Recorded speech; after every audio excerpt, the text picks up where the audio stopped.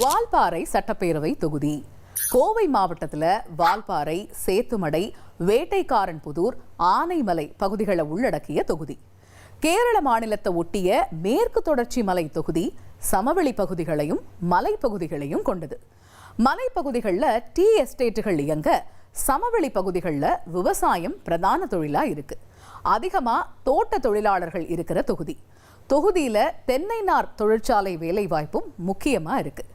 பிப்ரவரி 23 தேர்தல் ஆணையம் வெளியிட்ட இறுதி வாக்காளர் பட்டியல்ல 81,504 ஆண் வாக்காளர்கள், 90,759 பெண் வாக்காளர்கள், 21 மூன்றாம் பாலின வாக்காளர்கள், இப்படி மொத்தமா 1,72,284 வாக்காளர்கள் இருப்பதா தெரிவிக்கப்பட்டிருந்தது.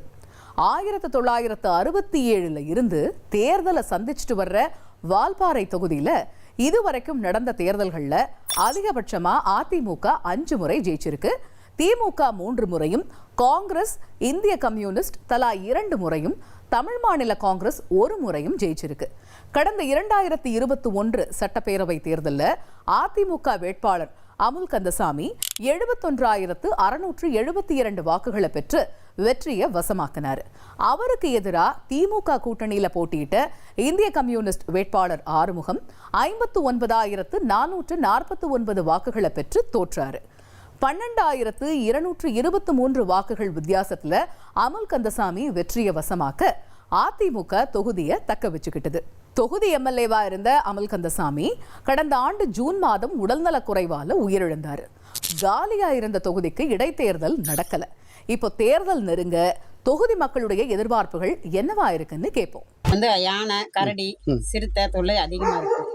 நாங்க ஒரு 500 குடும்பத்தை இங்க இருக்கிறோங்க. எங்களுக்கு விண்வெளி அமைச்சு கொடுக்க சொல்லி நீங்க கோரிக்கை வைக்கிறாங்க.